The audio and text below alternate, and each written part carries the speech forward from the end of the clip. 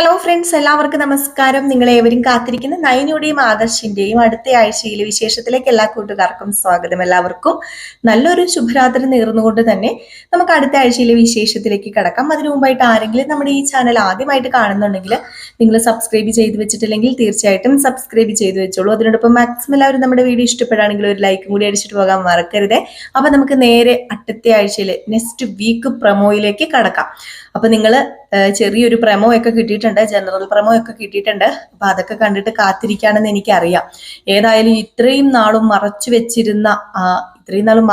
രഹസ്യമല്ല, ഇത്രയും നാളും നമ്മൾ അറിയാതെ പോയ ആ ഒരു സത്യം, നമ്മളല്ല ആദർശും നയനിയും ഒക്കെ അറിയാതെ പോയ ഒരു സത്യം പുറത്തു വരികയാണ്. ആരാണ് ചന്തുമോളുടെ അച്ഛനും അമ്മയും? ആ ഒരു സത്യം പുറത്തു വരികയും അതിനെ തുടർന്ന് കുറച്ച് വിഷയങ്ങളൊക്കെ അവിടെ ഉണ്ടാവുകയും നമ്മുടെ നയനിയും ആദർശും ഇത് നല്ല രീതിയിൽ തന്നെ കൈകാര്യം ചെയ്യുകയും ഇലയ്ക്കും ഉള്ളിനും കേടില്ലാതെ നയനിയും ആദർശും കൈകാര്യം ചെയ്യുകയും ഒക്കെ ചെയ്യുന്ന കുറച്ച് സീനുകളാണ് നമ്മൾ കാണാൻ പോകുന്നത് കേട്ടോ. അപ്പൊ ഇതിനോടൊപ്പം തന്നെ നിങ്ങൾ ഓർക്കുന്നുണ്ടായിരിക്കും, 28 കെട്ടിന് പോയ നമ്മുടെ അഭിയും അതുപോലെ ജലജയും ജാനകിയും ഒക്കെ തിരിച്ചു വരുന്നത് നവ്യനെയും കൂട്ടിക്കൊണ്ടാണോ? കാരണം നവ്യ പെട്ടെന്നാണല്ലോ കടന്നു വരുന്നത്. 28 ദിവസം കഴിയുമ്പോഴല്ല, സാധാരണ 3 മാസം കഴിയുമ്പോഴാണ് എല്ലായിടത്തും പ്രസവിച്ചെണീറ്റ് പെണ്ണുങ്ങളൊക്കെ വരുന്നത്. പക്ഷെ ഇത് അങ്ങനെയല്ല. ഇതെന്ത് പറ്റി ഇത്ര പെട്ടെന്ന് നമ്മുടെ നവ്യ വരാനുള്ള കാരണം? അപ്പൊ അതിനെക്കുറിച്ചൊക്കെ നമുക്ക് വിശദമായിട്ട് കേൾക്കാം അല്ലെ. അപ്പൊ ഞാൻ കഥയിലേക്ക് കിടക്കാണ്. അപ്പൊ ഇന്ന് ലാസ്റ്റ് സീനായിട്ട് കണ്ടത് വേറെ ഒന്നുമല്ല, 28 കെട്ട് നടത്താൻ പോയ നമ്മുടെ ജലജയും അഭിയും ഒക്കെ ചേർന്ന് അവിടെ പൂരം അടിയാ. വേറെ ഒന്നിനുമല്ല, നമ്മുടെ അഭിക്ക് ഒരു വലിയ സ്ഥാനം കൊടുക്കണം. അഭി ഇപ്പൊ ഒരു കൊച്ചിന്റെ അച്ഛനാണ്. അതുകൊണ്ട് തന്നെ അഭിക്ക് മൂർത്തീസ് ജ്വല്ലറിയിൽ ആദർശിനേക്കാൾ മുകളിൽ ഒരു സ്ഥാനം കൊടുക്കണം എന്ന് പറഞ്ഞ് അവിടെ കടന്ന് പൂരം അടി. ദേവയാനി പറഞ്ഞ് നിർത്ത്, നമ്മൾ എന്തിനാ വന്നത്? ഇവിടെ 28 കെട്ടിനല്ലേ വന്നത്, അല്ലാതെ ഇപ്പൊ ഇവിടെ എന്താ വല്ല പോസ്റ്റും കൊടുക്കാൻ തീരുമാനിക്കുന്നുണ്ടോ? ഇല്ല, ഇവിടെ വല്ല പോസ്റ്റ് കൊടുക്കാൻ തീരുമാനിക്കാനാണ് നമ്മൾ ഇങ്ങോട്ടേക്ക് വന്നത്. അതുകൊണ്ട് അഭി, നീ മിണ്ടരുത്, ഇനി നീ കൂടുതൽ സംസാരിക്കരുത്. ഇവിടെ നമ്മൾ 28 കെട്ട് ചടങ്ങിനാ വന്നതെങ്കിൽ അത് കഴിഞ്ഞ് നമ്മൾ വീട്ടിൽ പോവാ, അത്രേ ഉള്ളൂ എന്ന് പറഞ്ഞു. അപ്പോഴത്തേക്കും നമ്മുടെ നയന വന്നു, അതിനോടൊപ്പം തന്നെ ആദർശുണ്ട്.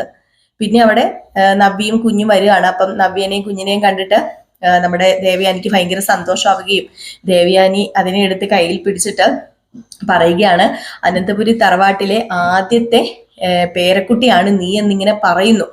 ഇത് പറയുമ്പോഴും പെട്ടെന്ന് നമ്മുടെ ജലജ ഇട്ടത്തെ വായിലെ പറയാ, അല്ല ഏടത്തി, അത് തെറ്റിപ്പോയല്ലോ, അതെങ്ങനെ അനന്തപുരി തറവാട്ടിലെ ആദ്യത്തെ പേരക്കുട്ടിയാകും? അപ്പോഴേക്കും നമ്മുടെ ആദർശം ഒന്ന് നോക്കി കേട്ടോ. ആരെ? ജലജനെ. ആദർശം മാത്രമല്ല, അജയനും ജയനും ഒക്കെ നോക്കി. അപ്പൊ അത്രയും പറഞ്ഞിട്ട് നമ്മുടെ ജലജ അങ്ങോട്ട് നിർത്തി. ഇനി പറഞ്ഞു കഴിഞ്ഞിട്ടാണെങ്കിൽ ശരിയാവില്ലെന്ന് ജലജയ്ക്ക് അറിയാം. ജലജ ഒരു ചെറിയൊരു തീപ്പൊരി ഇട്ട് കൊടുത്ത് അതങ്ങോട്ട് കയറി പിടിച്ച് പടർന്ന് കത്തുന്നു അറിയുകയും ചെയ്യാം ജലജയ്ക്ക്. അപ്പോഴത്തേക്കുമാണ് നമ്മുടെ കനക വന്നിട്ട് പറയുന്നത്, അല്ല അതെന്ത് വർത്താനാണ് അഭിയുടെ അമ്മ ഇപ്പൊ പറഞ്ഞത്? അതെങ്ങനെയാ? ഇതല്ലേ ആദ്യത്തെ പേരക്കുട്ടി, അല്ലാതെ ഇനി വേറെ ഏതെങ്കിലും പേരക്കുട്ടി ഉണ്ടോ എന്നിങ്ങനെ ചോദിച്ചു കഴിഞ്ഞപ്പോഴത്തേക്കും ദേവയാനി പെട്ടെന്ന്, ഇവിടെ പേരക്കുട്ടിയുടെ കാര്യമൊന്നും അല്ല ആര് ചോദിക്കുകയും പറയുകയൊന്നും ചെയ്യേണ്ടത്. അതെ, മുഹൂർത്തം ഇല്ലേ ഇതിന്, മുഹൂർത്ത സമയം ഉണ്ടല്ലോ. അപ്പൊ പിന്നെ നമുക്ക് എത്രയും പെട്ടെന്ന് 28 കെട്ടാം എന്നിങ്ങനെ പറഞ്ഞു. അപ്പൊ പൂജാരി വന്നില്ലേ എന്നിങ്ങനെ ചോദിക്കുകയാണ്. അപ്പൊ പൂജാരി ഇല്ല, എല്ലാം ചെയ്യുന്നത് ഗോവിന്ദനാണ്. ഗോവിന്ദൻ ഈ വക കാര്യങ്ങളൊക്കെ അറിയാം കേട്ടോ.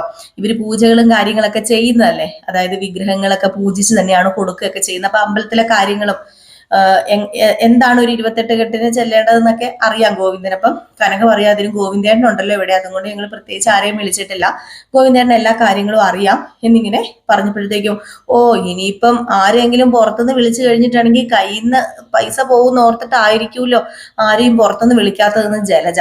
ഇത് കേട്ടതും കനക പറഞ്ഞു, ഹേയ് അത്രയ്ക്ക് ദാരിദ്ര്യമൊന്നും ഇല്ല ജലജ, ഇപ്പൊ ഞങ്ങൾക്ക് ഇപ്പൊ ദൈവം അനുഗ്രഹിച്ച് അന്തസ്സായിട്ട് പോകുന്നുണ്ട്. അത്യാവശ്യം ജോലിയൊക്കെ ഇപ്പം ദൈവം അനുഗ്രഹിച്ച് ഗോവിന്ദേട്ടന് കിട്ടുന്നുണ്ട്. അപ്പൊ അതുകൊണ്ട് അത്രയ്ക്ക് പട്ടിണി ഒന്നുമില്ല ഞങ്ങള്. പിന്നെ ആദർശ് ഇപ്പം തൽക്കാലം ഞങ്ങൾക്ക് ഒരു നല്ല വീടെടുത്ത് തന്നതുകൊണ്ട് തന്നെ നല്ല രീതിയിൽ മുന്നോട്ടേക്ക് പോകുന്നുണ്ട് എന്നിങ്ങനെ പറയാണ്. അപ്പോഴത്തേക്കാണ് അജയൻ പറയുന്നത്, ഇതൊന്നും കാര്യമാക്കണ്ട നയനയുടെ അമ്മയും അച്ഛനും, ഇവൾ ഇങ്ങനെ തന്നെയാണ്, വാ തുറന്നു കഴിഞ്ഞിട്ടുണ്ടെങ്കിൽ ആർക്കും ഇഷ്ടപ്പെടാത്ത വർത്താനമൊക്കെ പറയത്തുള്ളൂ, അതുകൊണ്ട് ഇതൊന്നും കാര്യമാക്കണ്ട എന്ന് പറയാണ്. അപ്പം ഗോവിന്ദൻ നമ്മുടെ ജലജയെ നോക്കി ഒരു ചിരിയൊക്കെ ചിരിക്കുന്നുണ്ട്. അപ്പോഴത്തേക്കും 28 കെട്ട് ചടങ്ങുകളൊക്കെ ഇങ്ങനെ നടക്കാണ് കേട്ടോ. വളരെ നല്ല രീതിയിൽ തന്നെ നമ്മുടെ അഭിയുടെ മടിയിലൊക്കെ ഇരുത്തി ആ കുട്ടിനെ ഇങ്ങനെ നൂലൊക്കെ കെട്ടുകയാണ്. നമ്മുടെ ജലജയാണ് നൂല് കെട്ടുന്നത്. അങ്ങനെ വളരെ മനോഹരമായിട്ട് 28 കെട്ടൊക്കെ കഴിഞ്ഞു. ഏതായാലും 28 കെട്ടൊക്കെ കഴിഞ്ഞപ്പോഴത്തേക്കും അവിടെ പിന്നെ അടുത്ത ചർച്ചാ വിഷയം നടക്കുന്നത് വേറെ ഒന്നുമല്ല, നമ്മുടെ നന്ദുവിനെ കുറിച്ചാണ്. അപ്പൊ നന്ദു പോയിട്ട് വിളിക്കാറുണ്ടോ എന്നൊക്കെ ഇങ്ങനെ അജയൻ ചോദിക്കുകയാണ്. അപ്പോഴത്തേക്കും നമ്മുടെ ഗോവിന്ദൻ പറയുന്നുണ്ട്, മോള് വിളിക്കാറൊക്കെ ഉണ്ട്, അവൾക്ക് അവിടെ വേറെ പ്രശ്നങ്ങളൊന്നും തന്നെ ഇല്ല എന്ന് പറയുമ്പോഴത്തേക്കും ഇപ്പം ഏറ്റവും കൂടുതൽ ടെൻഷൻ കനകയ്ക്കും ഗോവിന്ദനും അല്ലല്ലോ, അവൾ അവിടെ പോയത് കൊണ്ട് ഏറ്റവും കൂടുതൽ ടെൻഷനുള്ള ആളാണല്ലോ അനന്തപുരി തറവാട്ടിലുള്ളത്. അവരിവിടെ വന്നിട്ടുമുണ്ട് എന്നിങ്ങനെ നമ്മുടെ ജലജ പറയാണ്. അപ്പോഴത്തേക്കും ജാനകി പറഞ്ഞു, അതെ അതെ അതെ അതെ, എന്റെ മോനാണെന്നൊന്നും പറഞ്ഞിട്ട് കാര്യമില്ല, അവനിപ്പം അവന്റെ ജീവിതം പോലും നോക്കാറില്ല. അവനിപ്പം ജാക്കി രാമായണം എപ്പോഴും നടക്കുന്നത് നന്ദു നന്ദു നന്ദു എന്ന ആ ഒരു ഇത് ചൊല്ലിക്കൊണ്ട് മാത്ര. അതുകൊണ്ട് അവന്റെ ജീവിതം നശിച്ചു പോകുകയാണല്ലോ. ഇതൊക്കെ പെണ്ണുങ്ങൾ മനസ്സിലാക്കി വേണ്ടേ ജീവിക്കാന്. അതെങ്ങനെയാ ശരിയാവുന്നത്? ചില പെണ്ണുങ്ങൾ ഇങ്ങനെ ഒരുമ്പെട്ട് ഇറങ്ങിക്കഴിഞ്ഞിട്ടാണെങ്കിൽ ചില ചെറുക്കന്മാരുടെ ജീവിതം പോവുകയുള്ളൂ, തൊലയുള്ളൂ, പറഞ്ഞിട്ട് യാതൊരു കാര്യമില്ല എന്ന്. ഇത് കേട്ടതും വീണ്ടും നമ്മുടെ നയന പറഞ്ഞു, അല്ല അതെന്ത് സംസാരം അപ്പച്ചി സംസാരിക്കുന്നത്? അപ്പച്ചി സംസാരിക്കുന്നത് പോട്ടെ, അല്ലെ ഇളയമ്മ അതെന്ത് സംസാരിച്ചത്? അതെ, എന്റെ അനിയത്തി എന്ത് തെറ്റാ ചെയ്തത്? അവൾ ഒരു തെറ്റും ചെയ്തിട്ടില്ലല്ലോ. ഇനിയിപ്പൊ അവളുടെ പുറകെ അനി നടക്കുന്നുണ്ടെങ്കിൽ അത് അനാമികയുടെ കുറവ് തന്നെയാണ്. ഈ സമയത്താണ് നീ നിന്റെ കുറവുകളെ കുറിച്ച് ആദ്യം ചിന്തിക്കുന്നതിനെ, എന്നിട്ട് പോരെ അനാമികയുടെ കുറവിനെ കുറിച്ച് ചിന്തിക്കുന്നത്. നീ നിന്റെ കുറവും നിന്റെ കെട്ടിയോന്റെ കുറവിനെ കുറിച്ചൊക്കെ ചിന്തിക്കാന് അപ്പൊ വീണ്ടും ജലജ അത് എടുത്തിടാണ് കേട്ടോ. അപ്പൊ എങ്ങനെയെങ്കിലും നമ്മുടെ കനകേനെയും ഗോവിന്ദനെയും കാര്യങ്ങളൊക്കെ ഒന്ന് അവതരിപ്പിച്ച് കുളവാക്കണം, ഇതാണ് ജലജയുടെ ലക്ഷ്യം. അപ്പൊ ജലജ ഇടയ്ക്ക് നമ്മുടെ അഭിയുടെ അടുത്ത് ചെല്ലുകയും സംസാരിക്കുകയൊക്കെ ചെയ്യുന്നുണ്ട്. അപ്പം അഭി പറയുന്നുണ്ട്, അമ്മ ദേവി ചെയ്ത് അമ്മയുടെ വായ നടച്ചു വെക്ക്, ഇവിടെ ആരും ഒന്നും അറിയരുത്, നമുക്ക് അത് തന്നെയാണ് നല്ലത് എന്നൊക്കെ ഇങ്ങനെ പറയുന്നുണ്ട്. അപ്പൊ അതുകൊണ്ട് തന്നെ പരമാവധി പിടിച്ചൊതുക്കിയൊക്കെയാണ് നിൽക്കുന്നത്. ഇതേസമയം നമ്മുടെ അനാമികയുണ്ടല്ലോ, ആ കാമുകനുമായിട്ട് ഭയങ്കര ചുറ്റിക്കറങ്ങലാണ് കേട്ടോ. കാമുകനാണെങ്കിൽ ഓരോന്ന് പറഞ്ഞു കൊടുക്കുന്നുണ്ട്, നീ എത്രയും പെട്ടെന്ന് ആ ബന്ധം ഒഴിഞ്ഞ് എന്റെ കൂടെ വരണം, മാത്രമല്ല നീ വരുന്നതിന് മുമ്പായിട്ട് അനന്തപുരി തറവാട്ടിലെ സ്വത്തുക്കളെല്ലാം നീ പിടിച്ചെടുക്കണം, എന്നിട്ട് വേണം നമുക്ക് ഒരുമിച്ച് ജീവിക്കാൻ എന്നൊക്കെ പറയുന്നുണ്ട്. അപ്പൊ ഈ നമ്മുടെ അനാമിക പറയുന്നുണ്ട്, ആ ഒരു ഒറ്റ ലക്ഷ്യത്തോടു കൂടിയാ നീ പറഞ്ഞിട്ടാ ഞാനിപ്പോ അവിടെ നിൽക്കുന്നത്, അല്ലാതെ എനിക്ക് അനിയോട് സ്നേഹം ഉണ്ടായിട്ടൊന്നും അല്ല, നീ പറഞ്ഞത് കൊണ്ട് മാത്രം ഞാൻ ഇത്രയൊക്കെ ചെയ്തത് എന്നൊക്കെ ഇങ്ങനെ പറഞ്ഞ് സംസാരിക്കുന്നുണ്ട് കേട്ടോ. അപ്പൊ ഇതിനോടൊപ്പം തന്നെ നമ്മുടെ പോലീസ് ക്യാമ്പ് കാണിക്കുന്നുണ്ട്.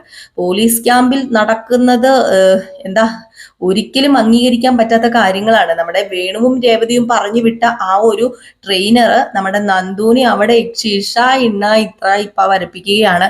സഹി കെട്ട് നമ്മുടെ ആരാ നന്ദു മടുത്തു. ലാസ്റ്റ് നന്ദുവിന്റെ കൂട്ടുകാരി ഉണ്ടല്ലോ, നമ്മുടെ നന്ദനയും നന്ദുവും കൂടെ ചേർന്ന്, നന്ദന എന്നല്ല ഇതിലവളുടെ പേര്, നമ്മുടെ ബിഗ് ബോസിൽ വന്ന നന്ദന. അപ്പൊ നന്ദനയും കൂടെ ചേർന്നിട്ട് എന്താണ് ഒരു പ്ലാൻ തയ്യാറാക്കുകയാണ്. ഇങ്ങനെ ഒന്ന് അടിച്ചൊതുക്കണം, അല്ലാതെ ഒരു രക്ഷയുമില്ല. അവിടെ പിടിച്ചു നിൽക്കണമെങ്കിൽ പോലീസിന്റെ യൂണിഫോം ഇടണമെങ്കിൽ അയാൾ അവിടെ ഉണ്ടെങ്കിൽ ഒരിക്കലും പറ്റില്ല എന്ന് മനസ്സിലാക്കുകയാണ് നമ്മുടെ നന്ദു. അപ്പൊ നന്ദുവിന്റെ കൂട്ടുകാരിനെയും കൂട്ടുപിടിച്ച് എന്താണ് ചെയ്യുന്നത്, ഇരുട്ടടി തന്നെ കൊടുക്കാണ് കേട്ടോ. ഇരുട്ടടി എന്ന് വെച്ചാൽ നല്ല ബെസ്റ്റ്, ഒന്നാം തരം നല്ല ബെസ്റ്റ് ഇരുട്ടടി.